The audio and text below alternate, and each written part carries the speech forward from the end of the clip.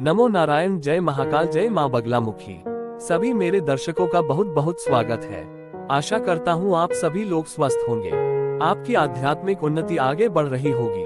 आज के मेरे वीडियो का टॉपिक है गंदे सपने आना, संभोग के दृश्य देखना, शरीर में दर्द होना, गुस्सा आना। जानना चाहते हैं आपके साथ कौन शक्ति है तो इस वीडियो को पूरा देखिएगा। बहुत से ऐसे लोग हैं जिनको ऐसे गंदे सपने आते हैं, संभोग के दिखाई देते हैं। एक बात आप समझिए, सबसे पहले तो उन सभी लोगों को मेरा नमस्कार है जो लोग ये अध्यात्म मार्ग पर आए हैं, मुझे सुन रहे हैं। अगर आप यहाँ तक पहुँच चुके हैं तो बहुत बहुत आप सभी लोगों को प्यार। आप लोग इस काबिल है कि आपने अध्यात्म को चुना, बल्कि मैं कह सकता हूँ कि आपने अध्यात्म को नहीं चुना, अध्यात्म ने आपको चुना है। तो साधना और सवारी अपने सवार को खुद चुनती है। साधना आपके प्रारब्ध में होगी तो ही आपको मिलेगी, तो आपको चुन लिया गया है। आप मुझे सुन पा रहे हैं, अगर अच्छे से मेरी आवाज आप तक आ रही है तो निश्चित ही आप एक अच्छे इंसान हैं और इस मार्ग पर आए हैं और आगे बढ़ते रहे, यही मेरी अपने इष्ट श्री हरि नारायण से कामना है। मैं आज आपको बताऊंगा कि अगर आपको ये दृश्य दिखाई देते हैं तो क्या होते हैं। इसके कारण देखिए, कई प्रकार के लोग होते हैं। एक जो इसमें बहुत ज्यादा लीन है, जो मूलाधार के आसपास घूम रहे हैं, जिसके कर्ता, जिसके रचयिता, जिसके जनक, जिसके प्रेरी, जिसके सेवक, जिसके रक्षक भगवान गणेश जी हैं, जो प्रथम पूजनीय है क्योंकि गणेश जी के कान बड़े हैं। उनके पास सबसे ज्यादा बुद्धि है, बुद्धि के देवता है। प्लानेट बुध को रिप्रेजेंट करते हैं, उसके ऊपर रूट करते हैं। बुद्धि चतुराई से आप कोई भी काम आसानी से कर सकते हो। बुद्धि आपको हर जगह से निकाल सकती है बिना किसी को मारे कूटे। बुद्धि ही ऐसी होती है जिससे हम किसी भी परीक्षा में अच्छे नंबर ला सकते हैं। बुद्धि ऐसी है जो हमें ज्ञान का भंडार दे सकती है। तो उसके रचयिता कौन है? उसके रचयिता है गणेश जी। इसीलिए गणेश जी को वहां का सेवक रक्षक बनाया गया, क्योंकि गणेश जी ऐसे हैं जो आपको सिखाएंगे कि मूलाधार चक्र और आपके अंदर जो चीजें हैं उसमें डिफरेंस क्या है, उसके अंदर क्या समानता नहीं है। इससे आप सीखेंगे चीजों को। अब होगा क्या कि जैसे आप इस चक्र के अंतर्गत घूमेंगे और आप दिमाग में यही बैठा के चलेंगे, दिन भर यही सोचेंगे, तो आपको वही सब चीजें देखने को मिलेंगी। जो आप सोचते हैं वही घटता है। जब भी आप पूजा पाठ में जाएंगे तो सबसे पहले आपको जमाए आएगी, आपके शरीर में दर्द होगा। क्यों? क्योंकि सबसे पहले नेगेटिव एनर्जी आपके शरीर से निकलती है। सबसे पहला काम जो होगा वो होगा नेगेटिव एनर्जी का निकलना। तो आपके शरीर से नेगेटिव एनर्जी निकल जाएगी, और जब नेगेटिव एनर्जी निकलेगी तो चीजें ऐसी आएंगी।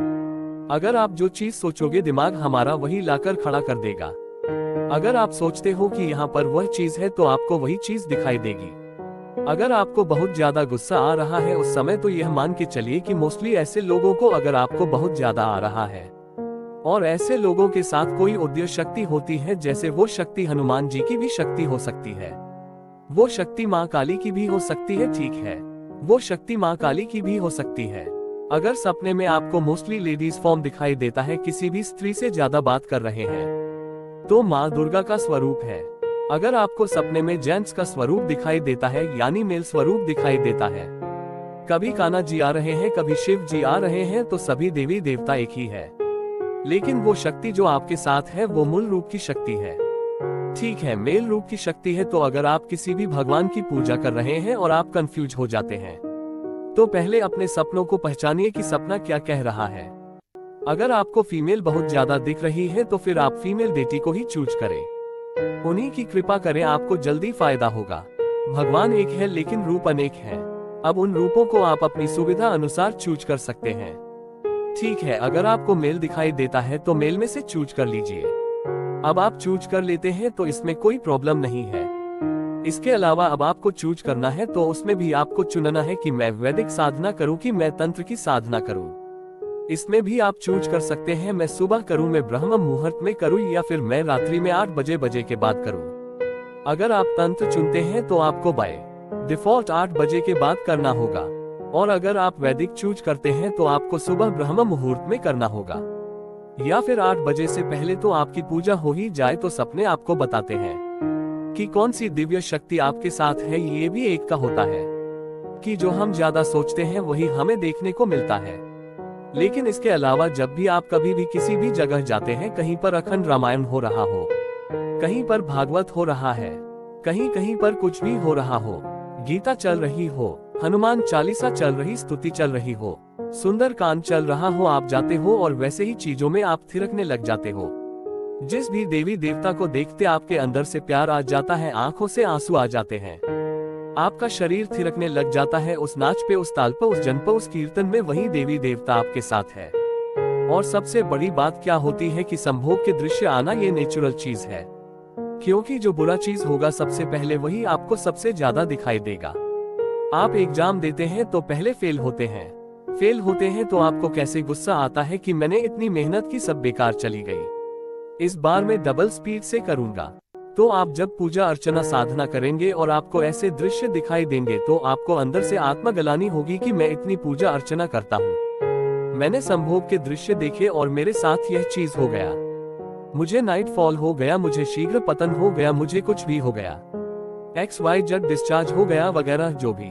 तो इससे भी आपको घबराना नहीं है, आपको सही से फोकस करना है, इन सब चीजों से आपको दूर हो जाना है। धीरे धीरे ये चीज सुधर जाएंगी। अब कौन सी शक्ति आपके पास है? तो शक्ति यही है कि जिस भी देवी देवता को पूजा करने पर आपके अंदर सबसे ज्यादा भाव आता है, जिसको आप सबसे ज्यादा पसंद करते हैं, जिसको आप सबसे ज्यादा मानते हैं, चाहते हैं, वही शक्ति आपके साथ है। जो लोग मेरे चैनल पर नए आए हुए हैं, मेरे चैनल को लाइक और सब्सक्राइब करें।